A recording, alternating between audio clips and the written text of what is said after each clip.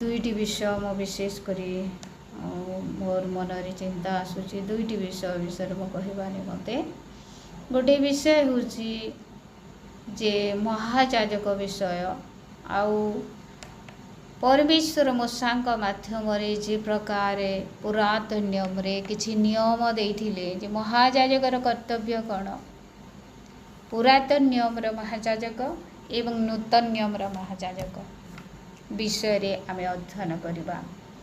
पुरातन नियम महायाजक को परमेश्वर मूसांक माध्यम रे शिखैथिले जे इस्राएल लोक मानकर पाप को बारंबार नहीं महायाजक कौन करिवे आउ बलि उत्सर्ग करी से मानक उद्देश्य रे से माने जेपरि रक्षा पाइबे वा पाप क्षमा पाइबे बलि उत्सर्ग करिवे से अर्थात गोटे मध्यस्थिर कार्य से करुथिले सेही बलिर समाप्त केबे हो नथिला बा से पापर केबे क्षमा हो नथिला। एबे जणे पाप कला जाइकी स्वीकार कला आ कहिला काप्ता देवी ना कौन कौन सब घुघु देवी कौ पापर कौ पशु बा पक्षी बलि दिया जाता सेटा मध्य नियम अच्छी पुरातन नियम रे आ सेही हिसाब रे से माने बलि दउथिले किंतु पुनर्बार से भूल होता अर्थात से बलिर समाप्ति हो नथिला।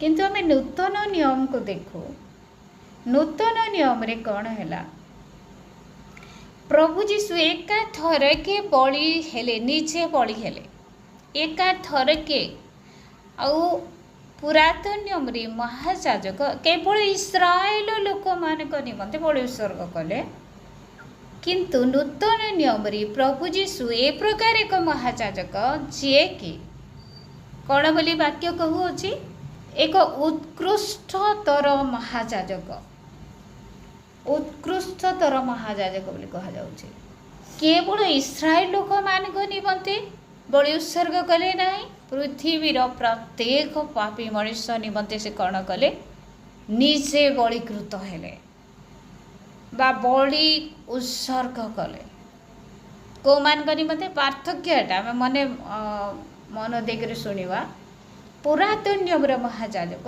केवल इस्राएल लोक मान निमंते बलि उत्सर्ग करुथिले आउ से मानकर बलिर बंध नथिला पुनर्बार बलि दउथिले बारंबार चलीथिला गोटे कंटिन्यूअस प्रोसेस रे आउ नूतन नियम महायाजक प्रभु जीशु ख्रीस्ट से कौन कले से एका थरे के निजे बलि हेले आउ केवल इस्राएल लोक मान निमंते नुहे केवल गोटे जाति बा गोटे गोष्ठी निमंते नुहे सारा पृथ्वीर पापी मनुष्य निमंते से बलि उत्सर्ग हेले एटा होछि से पार्थक्य 5 पद लिखा जाई से माने जार सेवा करती ताहा स्वर्गीय विषय गुड़िकर दृष्टांत और छाया मात्र पुरातन नियम महायाजक जो समस्त कार्य करथिले अर्थात आमे जानिचु गत दिन मानक पुरातन नियम जो मैंने पढ़ीचु से माने निश्चित भाव में आम जानिचु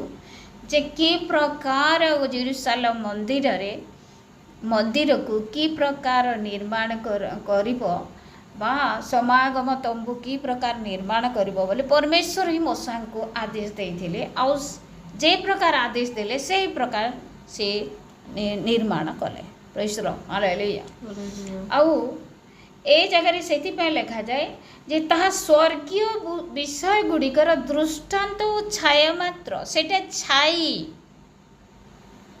आमे पुरातन नियम जहाँ पढ़ी अच्छु ताहा छाई मात्र आमर जिनता छाया थीसी ठीक सेटा छाया तुल्य किंतु केनटा वास्तव अटे नूतन नियम विषय होछि वास्तव विषय एटा टिके भिन्न प्रकार छाया भिन्न प्रकार जगतरु गोटे भिन्न प्रकार विषय अटे जगत रे कौन भिन्न प्रकार आमे जदि अच्छु एबे मो गोटे जगह ठिया होछि खरा होछि ताहेले मोर छाई मोर सामना रे पड़िबो कि सीधा पड़िबो कि मोर पछपटे पड़िबो जो आड़े हेले पड़िबो मोर छाई पुरातन नियम प्रथमे थिला पुरातन नियम छाई हिसाब रे थिला किंतु ओरिजिनल विषय होछि नूतन नियम जहाँ आम एवं देखु प्रेज द लॉर्ड हालेलुया अर्थात प्रभु जीशु ख्रीस्ट आसी ସେହି ନୂତନ ନିୟମକୁ ସଫଳୀକୃତ କଲେ। ପ୍ରଭୁ ଯୀଶୁ ଖ୍ରୀଷ୍ଟଙ୍କ ଠାରୁ ସେ ନୂତନ ନିୟମ ଆରମ୍ଭ ହେଲା। ପ୍ରେଜ୍ ଦ ଲର୍ଡ। ଅର୍ଥାତ୍ ସେ ହିଁ ସେ ନୂତନ ନିୟମ କହିଲେ ଅତ୍ୟୁକ୍ତି ହେବ ନାହିଁ। ସେ ହିଁ ସେ ନୂତନ ନିୟମ, ସେ ହିଁ ସେ ବ୍ୟବସ୍ଥା, ସେ ହିଁ ସେ ବାକ୍ୟ। ପ୍ରେଜ୍ ଦ ଲର୍ଡ। ସେ ହିଁ ସେ ଶ୍ରେଷ୍ଠଥର ବା ଅନନ୍ତକାଳୀନ ମହାଯାଜକ ଅଟନ୍ତି, ଯିଏକି କ'ଣ କରିଥିଲେ, ଏକାଥରକୁ ଆଉ ପ୍ରତ୍ୟେକ ମାନବ ଜାତିର ପାପ ନିମନ୍ତେ ବଳି ଉତ୍ସର୍ଗ କରିଥିଲେ। ଆଉ ସେ 5 ପଦର ପୁଣି ଥରେ ମୁଁ 5 ପଦ ପଢ଼ିବାନ୍ତେ ଚାହେଁ। ସେଇମାନେ ଯାହାର ସେବା କରନ୍ତି ତାହା ସ୍ୱର୍ଗୀୟ ବିଷୟ ଗୁଡ଼ିକର ଦୃଷ୍ଟାନ୍ତ ଓ ଛାୟା ମାତ୍ର। କେଉଁ ବିଷୟର? ସ୍ୱର୍ଗୀୟ ବିଷୟ ଗୁଡ଼ିକର। ଅର୍ଥାତ୍ ସ୍ୱର୍ଗୀୟ ହେଉଛି ଅରିଜିନାଲ, ସ୍ୱର୍ଗ ହେଉଛି ବାସ୍ତବ, ଆଉ ସ୍ୱର୍ଗୀୟ ବିଷୟ ଗୁଡ଼ିକର ଦୃଷ୍ଟାନ୍ତ, ସେଟା ଉଦାହରଣ ଆଉ ଛାୟା ମାତ୍ର। କିନ୍ତୁ ଅରିଜିନାଲ କେଉଁଟା? ନୂତନ ନିୟମ ବା ପ୍ରଭୁ ଯୀଶୁ ଖ୍ରୀଷ୍ଟ। ତମ୍ବୁ ନିର୍ମାଣ କରିବାକୁ ଉଦ୍ୟତ ହେବା ସମୟରେ ମୋଶା ଯେ ପ୍ରକାର ଆଦେଶ ପ୍ରାପ୍ତ ହୋଇଥିଲେ, କାରଣ ଈଶ୍ୱର କହିଥିଲେ ସାବଧାନ, ପର୍ବତରେ ତୁମକୁ ଯେଉଁ ଆଦର୍ଶ ଦେଖାଇ ଦିଆଯାଇଥିଲା ତଦନୁସାରେ ସମସ୍ତ ନିର୍ମାଣ କର। ପରମେଶ୍ୱର ଗୋଟେ ଆଦେଶ ଦେଲେ, ଆଉ ପରମେଶ୍ୱରଙ୍କର ଅନୁସାରେ ମୋଶା ସେ ଆଦେଶକୁ ପୁରା କଲେ। କିନ୍ତୁ ଏବେ ସେ ଯେଉଁ ପରିମାଣରେ ଉତ୍କୃଷ୍ଟତର ପ୍ରତିଜ୍ଞା ଗୁଡ଼ିକ ଉପରେ ସ୍ଥାପିତ ଶ୍ରେଷ୍ଠତର ନିୟମର ମଧ୍ୟସ୍ଥ ହୋଇଅଛନ୍ତି, ସେହି ପରିମାଣରେ ମଧ୍ୟ ଉତ୍କୃଷ୍ଟତର ସେବକ ପଦ ପ୍ରାପ୍ତ ହୋଇଅଛନ୍ତି। କିଏ ହୋଇଅଛନ୍ତି? ପୁରାତନ ନିୟମ ଏବଂ ନୂତନ ନିୟମ ବିଷୟରେ ଆମେ ଶିଖୁଛୁ ଏ ବାକ୍ୟରୁ। ମହାଯାଜକ, ପୁରାତନ ନିୟମରେ ଥିବା ମହାଯାଜକ ଆଉ ନୂତନ ନିୟମରେ ଥିବା ମହାଯାଜକ ବିଷୟରେ ଆମେ ଶିଖୁଅଛୁ। କାରଣ ପ୍ରଥମ ନିୟମ ଯଦି ଦୋଷ ରହିତ ହୋଇଥାନ୍ତା, ତେବେ ଦ୍ୱିତୀୟ ନିୟମର କଥା ଉଠି ନଥାନ୍ତା। ପ୍ରଥମ ନିୟମ ଅର୍ଥାତ୍ 10 ଆଜ୍ଞା ବା ପ୍ରଭୁଙ୍କର ବାକ୍ୟର ଯଦି ଅବାଧ୍ୟ ହୋଇନଥାନ୍ତେ, ତାହେଲେ ଆଜି ଏ ନୂତନ ନିୟମ ଉଠି ନଥାନ୍ତା। କହିବାକୁ ଗଲେ ଯଦି ଆଦମ ବା ଭୁଲ କରିନଥାନ୍ତେ, ତାହେଲେ ପ୍ରଭୁ ଯୀଶୁ ଖ୍ରୀଷ୍ଟ ମଧ୍ୟ ଜଗତକୁ ଆସିନଥାନ୍ତେ।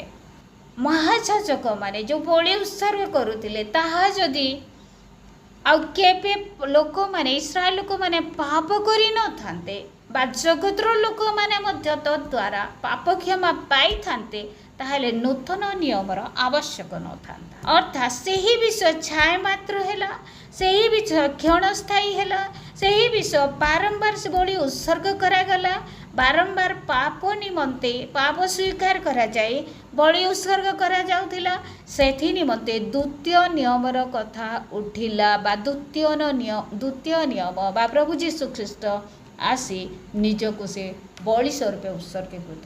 ଯେଣୁ ସେ ସେଥିର ଦୋଷ ପ୍ରକାଶ କରି ସେମାନଙ୍କୁ କହନ୍ତି, ପ୍ରଭୁ କହନ୍ତି, ଦେଖ ସମୟ ଆସୁଅଛି ଯେତେବେଳେ ଆମ୍ଭେ ଇସ୍ରାଏଲ ବଂଶ ଓ ଜିହୁଦା ବଂଶ ସହିତ ଗୋଟିଏ ନୂତନ ନିୟମ ସ୍ଥାପନ କରିବୁ। ମୋର ପ୍ରିୟମାନେ ଦେଖନ୍ତୁ, ପ୍ରଭୁ ଯୀଶୁ ଖ୍ରୀଷ୍ଟ ଯେତେବେଳେ ଆସିଲେ ଏକ ଭରସା ଦେଲେ। ଆମେ ଭରସା ପାଇଅଛୁ, ଆମେ ବିଶ୍ୱାସରେ ବଞ୍ଚୁଅଛୁ। ପ୍ରଭୁଙ୍କ ଲୋକମାନେ କେଉଁ ବିଷୟ ଉପରେ ବିଶ୍ୱାସ କରି ବଞ୍ଚନ୍ତି? ପ୍ରଭୁଙ୍କ ଉପରେ ବିଶ୍ୱାସ କରି ବଞ୍ଚନ୍ତି। କେବଳ ବିଶ୍ୱାସ କରି, ଧାର୍ମିକ ବିଶ୍ୱାସ ଦ୍ୱାରା ବଞ୍ଚିବ ବୋଲି ଲେଖାଯାଏ। ଆମେ ଯାହା ଦେଖୁନୁ ତାକୁ ବିଶ୍ୱାସ କରୁଅଛୁ। ଏବେ ଆମେ ସ୍ୱର୍ଗ ରାଜ୍ୟକୁ ଦେଖୁନୁ। ଏବେ ଅନନ୍ତ ଜୀବନ କ'ଣ କହିଲେ ଆମେ ଦେଖୁନୁ କି ଜାଣି ମଧ୍ୟ ପାରୁନୁ। କିଛି କିଛି ଅନୁଭବ ଆମେ ପାଉଛୁ। ବାସ୍ତବ ପରିତ୍ରାଣ ଆମେ ଏ ଯାଏ ପାଇନୁ, ପାଉଛୁ। କେବେ ପାଇବାର ଆରମ୍ଭ ହେଲା? ଯେଉଁଦିନ ଆମେ ମନ ପରିବର୍ତ୍ତନ କରି ବାପ୍ତିଜିତ ହେଲା। କିନ୍ତୁ ଏଇଟା ଗୋଟେ କଣ୍ଟିନ୍ୟୁଅସ୍ ପ୍ରୋସେସ୍ରେ ଚାଲୁଅଛି ଏଇଟା। କେବେ ଆମେ ବାସ୍ତବ ପରିତ୍ରାଣ ବା ଅନନ୍ତ ଜୀବନକୁ ଆମେ ପ୍ରାପ୍ତ ହେବା? ଯେଉଁଦିନ ସ୍ୱର୍ଗ ରାଜ୍ୟର ଅଧିକାରୀ ହେବା। ଏଇଟା ଆମର ଅଭ୍ୟାସ ଚାଲିଛି। ଏଇଟା ଆମର କ'ଣ ଚାଲିଛି? ଅଭ୍ୟାସ ଚାଲିଛି। କିନ୍ତୁ ପ୍ରଭୁ ଯୀଶୁ ଖ୍ରୀଷ୍ଟ ଆସିକରି ସେ କହୁଛନ୍ତି ଯେ ପୁରାତନ ନିୟମରେ ଯାହା ହେଇଗଲା। ପୁରାତନ ନିୟମରେ ବା ସେ ସମୟରେ ଯାହା ଘଟି ଯାଇଥିଲା। କିନ୍ତୁ ଏବେ ସେ କ'ଣ କହୁଅଛନ୍ତି?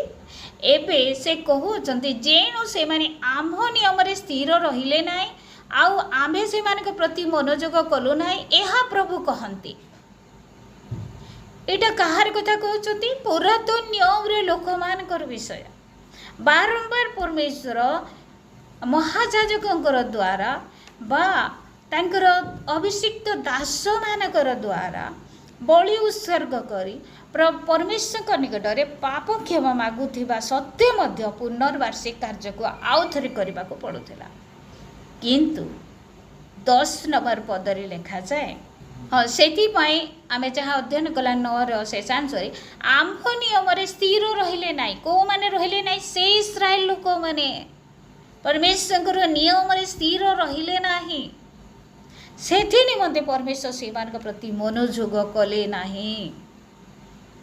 वाक्य कहे मोर प्रिय माने आमे जदि आज परमेश्वर नियम स्थिर रहिबा नाही ताहले परमेश्वर मध्य आम प्रति मनोयोगी हेबे नाही। आमे तापर निंदा करिबार आरंभ करबा उचित नह। मु एतकी प्रार्थना कली मु एतकी ये कली प्रभु मते कहीं मोर प्रार्थना सुनल ना बोली कहिबार आरंभ करबा उचित नह। कारण कौन परमेश्वर नियम आम जदि स्थिर रहिबा नाही से आम प्रति मनोयोगी हेबे नाही। एटा तांकर वाक्यर प्रतिज्ञा अटे। आमे जदि तांकर वाक्य स्थिर रहिबा से आम प्रति मनोयोगी हे। आमे तांकर आड़े मन देले से आम प्रति मनोयोगी हे। किंतु प्रभु जीशु ख्रीष्ट आम मानकु आउ गोटे उत्साहर वाक्य कहते आमे जदि तांकर आड़े मन देबा आमे तांको निकट को फेरिबा आमे आमानकर प्रभुंक ठारू आमे जदि दूर को जाइछु बोली अनुभव करी प्रभुंक निकट को फेरी आसीबा ताहले कोन हेबो 10 नंबर पद लिखा जाए। कारण प्रभुंक कथा एही सही समय उतारी आमे इस्राएल वंश सहित जो नियम स्थापन करिबा ताहा एही आम्भे सेमानक मनरे आपणा व्यवस्था देबा सेमानक हृदय से ही सब लेखिबा। प्रभु जीशु निजे सेमानक मनरे तांकर वाक्य को देवे। व्यवस्था कहले कौन वाक्य तांकर वाक्य को देवे आउ सेमानक हृदय से ही सब रही जीव लेखिबा बेले काना भूली न जीवे हृदय से स्थायी हो रही जीव से वाक्य किए देवे परमेश्वर बा प्रभु निजे देवे। आम्भे सेमानक ईश्वर हेबा से माने आमर लोक हेबे पुणी प्रभु को जान बोली कही से माने प्रत्येक अपना अपना सह नगरवासी को आउ प्रत्येक अपना अपना भाई को शिक्षा देवे नाही। कहीं देवे ना कारण समस्ते जानी जाइथिबे प्रभु को समस्ते पाई जाइथिबे प्रभु को। एबे जदि मो जन को कही जेबी प्रभु जीशु सत्य परमेश्वर प्रभु जीशु तुम निमंते मो निमंते सारा जगतर मानव जाति निमंते आउ पाप को आमान को मुक्ति देवा निमंते आम पाप को क्षमा करें निमंते से जगत को आसीथिले कालवर गोसर मरे एक प्रकार में जदि सुसमाचार दौछु एबे से माने जानी नाहांती किंतु ए प्रकार आ सुजोग मिलिबो नाय समस्ते जानी थिबे काहा को कहबा को पड़िबो नाय से समय एबे तो यही जानी नाहांती बेले अत्युक्ति हेबो नाय अनेक लोक कहि पर्यंत जानी नाहांती किंतु प्रभु अनुग्रह करिवे आ कोन करिवे सही समय प्रथम कौन करेंगे आमर मनरे वाक्य देवे जो मैंने प्रभु लगी रही से हृदय परमेश्वर वाक्य दियंती हाँ कि नहीं दियंती आ कहती भाई बा भौणी कि माँ बापा समस्त जो मैंने प्रभु लगी रही कहती प्रभु मते यही वाक्य देले आज आउ मते कौन कले उत्साहित कले यही वाक्य मुझे अनेक थर पढ़ी आपण मानकर निहाती अनुभव थी जे अनेक थर आमे से वाक्य को पढ़ी थाओ किंतु आमानकर हृदय को स्पर्श करे ना किंतु जेतेले प्रभु आमानकर हृदय कथा कहती कौन हुए से वाक्य आमानकर हृदय लगी रहे आ से वाक्य द्वारा आमे उल्लसित होइथाओ बा साहस प्राप्त होइथाओ बा शक्तियुक्त होइथाओ। मते लगी जाए बहुत बड़ खजाना गोटे पाईगली बारी जेतेले वाक्य पढ़ुथिबे आ पवित्र आत्मा वाक्य बुझौथिबे बहुत बड़ खजाना पाईगली पर लगे। Praise the lord hallelujah. एते खुशी लगे निजर फेवरेट खाना ठानु भी आर बहुमूल्य विषय पाईगली पर लगे। प्रभु काଣା करबे आमानकर मने वाक्य देवे आमनकर हृदय से वाक्य लेखिदेवे जेनटा आर केभे मिटेनि। द्वितीय से आमनकर ईश्वर हेबे आउ आमे तांकर लोक हेबा।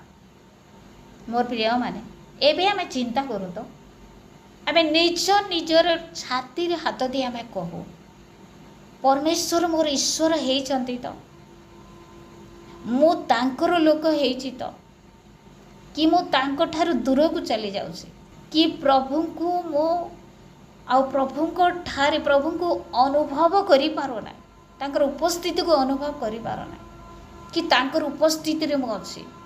मते प्रभु वाक्य दे कथा कहउचंती तो मोर हृदय रे प्रभु से वाक्य को लेखि दौचंती तो आमे निजे निज को पचारो मोर प्रिय माने निजे निज को पचारो ए प्रकार समय आसीबो समस्ते से प्रभु जीशुंकर विषय को शिक्षा पाई सारी थिबे सेते बेले सानो ठारू बड़ पर्यंत कहा को प्रभु को विषय कहिबाकू पड़िबो नाही। जेते जन को कहा जीव समस्ते कहबे आमे जानि अछु। Praise the lord hallelujah. केते आनंदर गोटे दिन आसीबो सेही दिन शीघ्र आसु सेही समय शीघ्र आसु जहाँकि जदि आम पृथ्वी रे थिबा पृथ्वी पर आ लागिबो नै से समय रे स्वर्ग राज्य रे अछि पर लागिबो। Praise the lord hallelujah hallelujah. कारण आमे सेमानकर धर्म प्रति सदय हेबा पुणी सेमानकर पाप सबु आ स्मरण रे आनिबा नाही। अर्थात आमे पाप क्षमा पाई जाइथिबा। आमे कोन पाइथिबा पाप क्षमा अर्थात आमनकर पाप आ स्मरण करिवे ना क्षमा आमनकर हे जाइथिबो।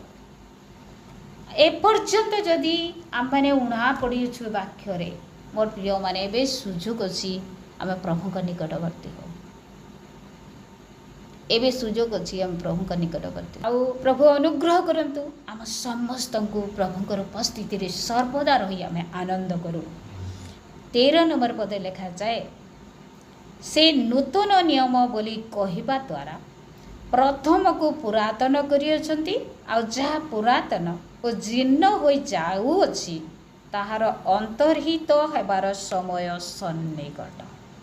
अर्थात सेटा शेष हो जिबा सेटा उड़ी जिबा उठी जिबा सेटा प्रथम को पुरातन करियछंती। प्रथम केनटा प्रथम नियम पुरातन नियम प्रथम विषय के पुरातन नियम करिछ आ से पुरातन नियम जीर्ण हो जाउछे जीर्ण हो जाउछे कि ताहार अंतर्हित होबार समय सन्निकट। अर्थात वास्तव विषय आमे मुझे प्रकार प्रथम रे कहउतली प्रभु पुरातन नियम होची छाया मात्र प्रभु जीशु होचंती वास्तव विषय बा नूतन नियम होची वास्तव विषय। जेते बेले पूरा वास्तव विषय आसी गले से नूतन नियम रे गोटे उदाहरण देबी।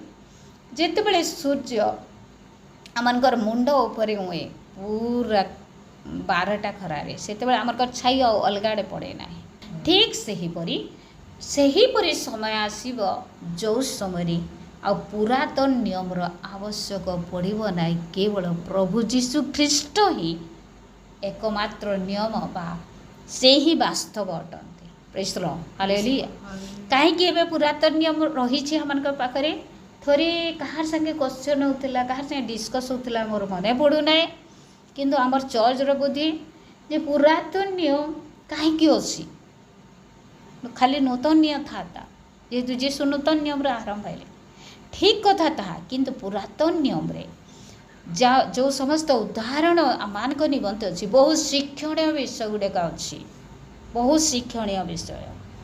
इस्राएल लोक माने आज नूतन इस्राएल होउछन्ति ख्रिस्टियान इस्राएल लोक माने मिस्र रु यात्रा कले आमे पाप रूपक मिस्र रु यात्रा करूछु अनंत जीवन बा स्वर्ग राज्य अभिमुखे एही प्रकार बहुत गुड़ाए उदाहरण रही आ सेही ठारू आमे शिखुछु आ वास्तव विषय होचन्ति ख्रीष्ट आमे ताहा जानुछु सेति पाई पुरातन नियम मध्य आमान करी मते आवश्यक किंतु प्रभु करंतु आमे माने वाक्य पढ़िबा निमते बेसी चेष्टा करू समय दो प्रार्थना रे समय दो प्रभु को उपस्थिति रे रहू आमे जहाँ भी करूछु जदि आमे ବସିକରି ପ୍ରାର୍ଥନା କରୁଛୁ ଭଲ କଥା। ଯଦି ବସିକରି ପ୍ରାର୍ଥନା କରିପାରୁନୁ, କୌଣସି କାର୍ଯ୍ୟରେ ଆମେ ବାହାରକୁ ଯାଉଛୁ, ପ୍ରଭୁଙ୍କର ଉପସ୍ଥିତିରେ ସର୍ବଦା ରହୁ ମୋର ପ୍ରିୟମାନେ। ଯେହେତୁ ପ୍ରଭୁ ଆମକୁ କ'ଣ କରିବେ, ତାଙ୍କର ନିୟମରେ ଆମକୁ ସ୍ଥିର କରିବେ, ତାଙ୍କର ବାକ୍ୟ ଆମମାନଙ୍କର ହୃଦୟରେ ସେ ଲେଖିଦେବେ। ଆଉ ଆମେ ଆମମାନଙ୍କର ପରିବାର, ଆମମାନଙ୍କର ଗ୍ରାମର ଲୋକ, ଆମମାନଙ୍କର ନଗରବାସୀ, ଆମମାନଙ୍କର ପ୍ରିୟଜନ ସମସ୍ତେ ସେହି ପ୍ରଭୁ ଯୀଶୁଙ୍କୁ ଜାଣିବେ, ଗ୍ରହଣ କରିବେ ଆଉ ଉଦ୍ଧାର ପାଇବେ। ଏ ପ୍ରକାର ସମୟ ଶୀଘ୍ର ଆସୁ।